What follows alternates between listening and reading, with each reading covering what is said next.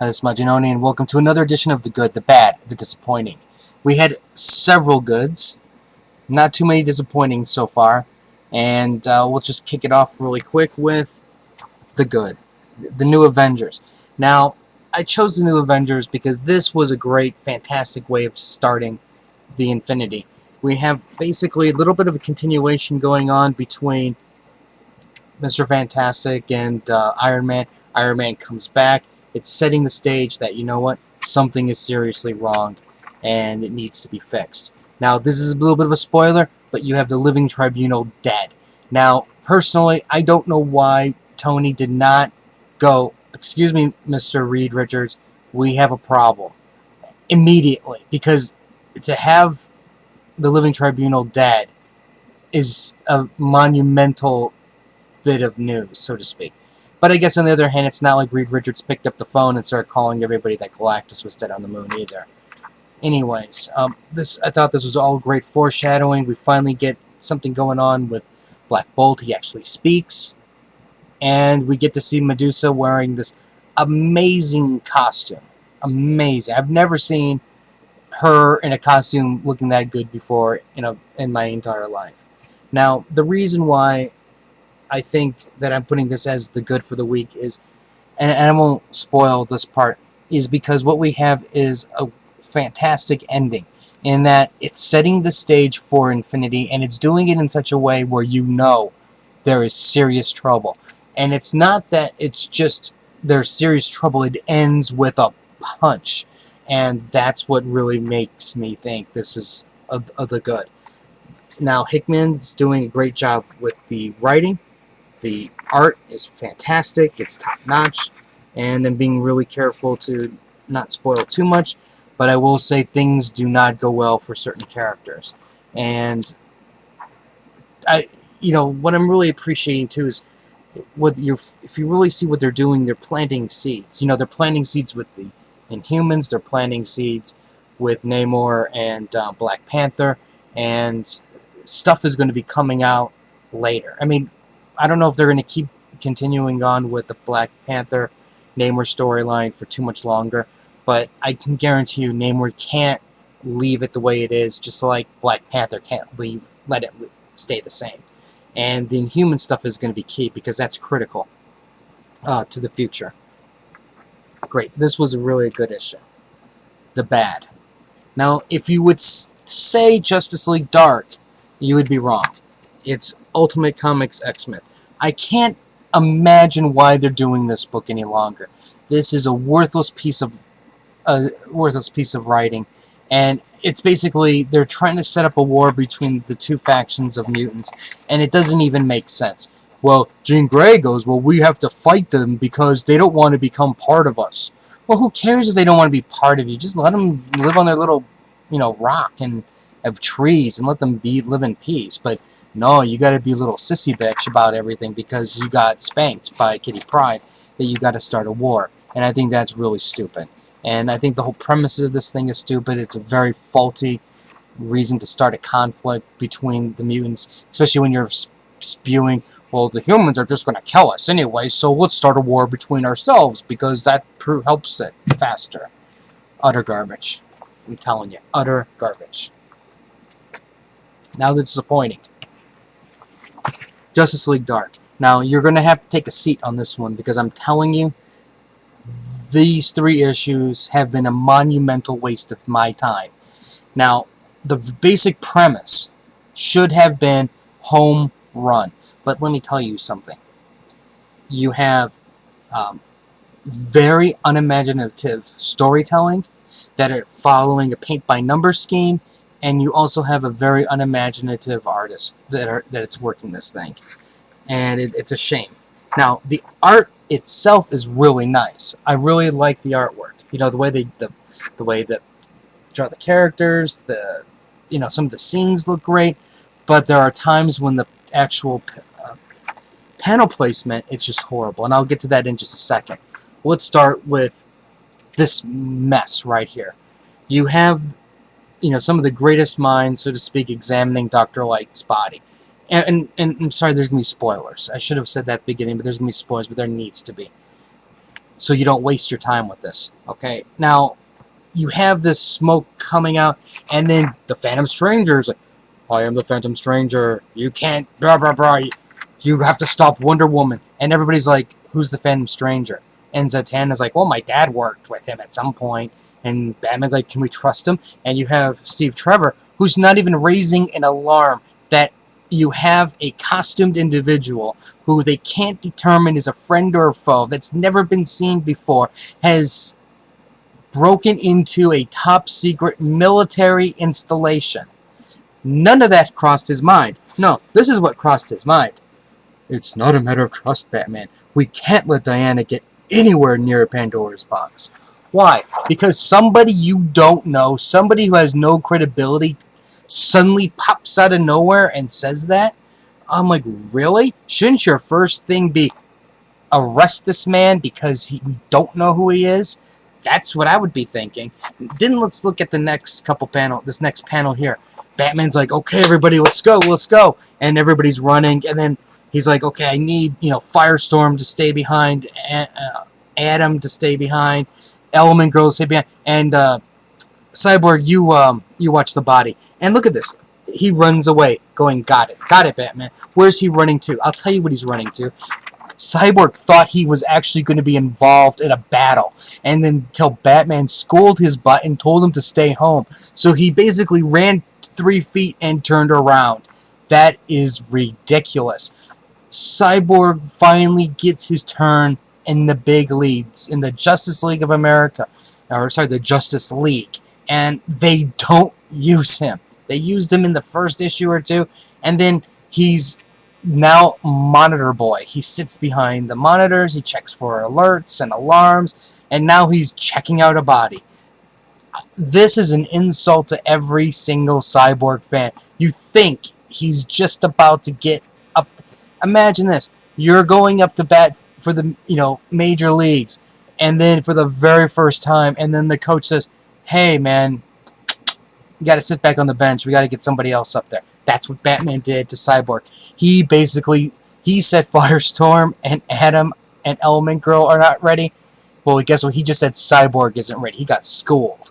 So now, we go from that. Then we have the breakout of Superman and the introduction of Wonder Woman and this. And it's like, it's this weird thing of like, let's all just meet and agree just for for convenience sake. I mean, they meet, and she explains some things, and, Frankenstein's like, well, Superman's the greatest warrior of all time, so of course we gotta believe in Wonder Woman. And, nobody believes in Constantine, because he's a jackass. So then they agree to go into the House of Secrets, or Mystery, and then, and then who is inside the House of Mystery? Can you guess? Batman and his gang of thieves. Now, okay, I know they're not thieves, but you know what I mean. But anyways, let's look at this picture here.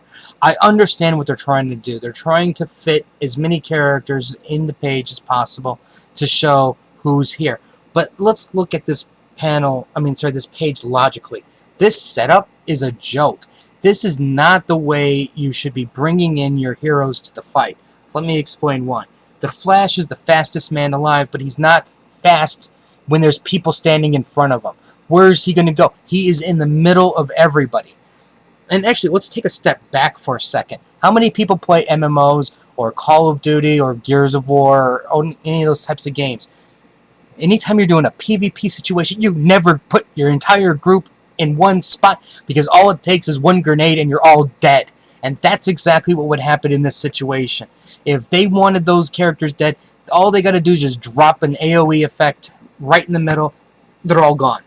This is basic strategy 101, and Batman, the master strategist, failed.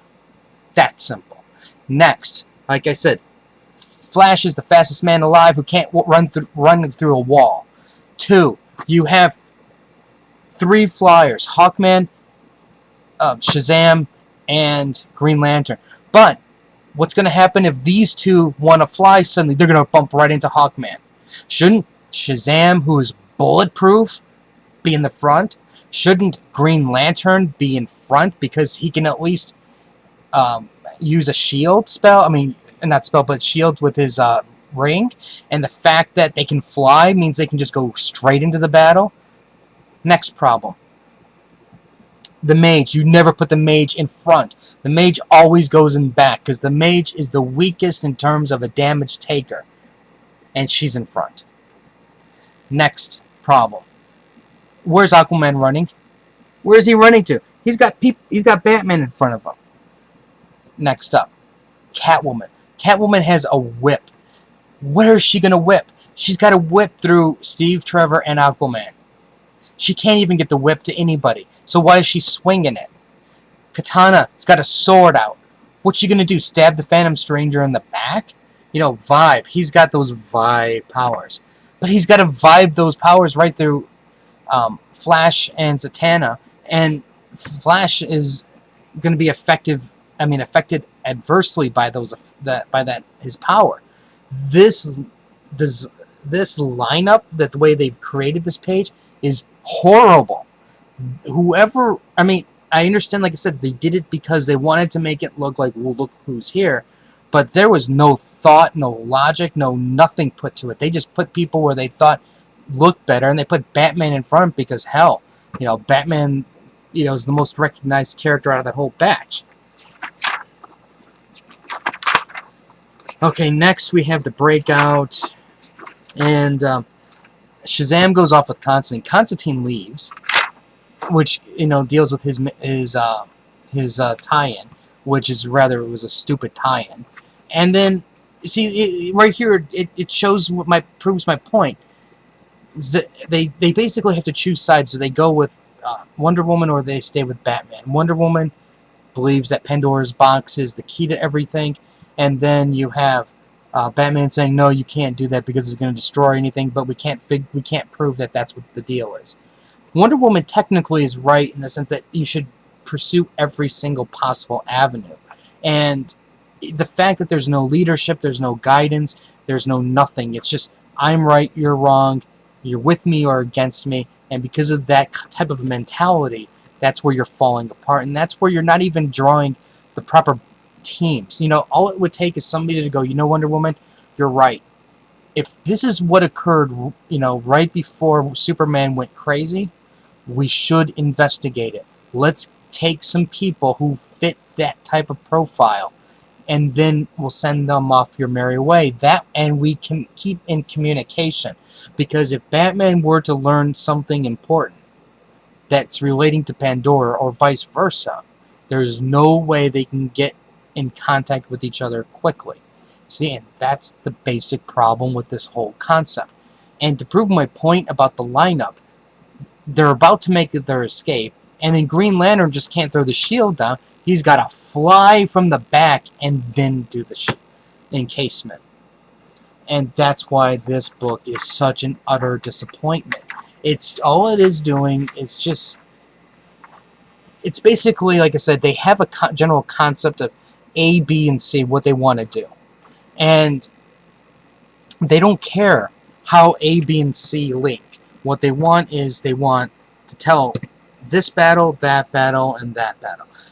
If you really even look at this, it's designed exactly to tell that story, in the sense of, well, we can't logically have Justice League Dark fight the Justice League or any of the other Justice Leagues because it wouldn't make sense. So what we're going to have to do is cause this situation, and when they fight, they don't really fight. It's more of a standoff.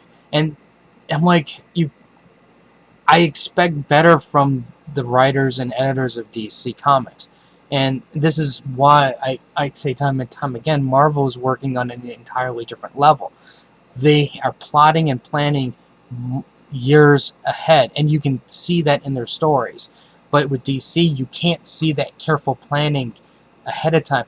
They had this idea for the Trinity War a long time ago, but having an idea for a miniseries or an event and not properly introducing it into your storylines early and slowly building it up and putting all the pieces in place for the time the miniseries starts, that's where your problem is.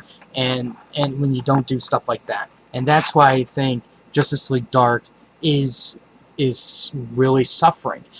You could have still had this Trinity War and you could have still done everything, but the reasons why they're fighting, it doesn't even make sense half the time.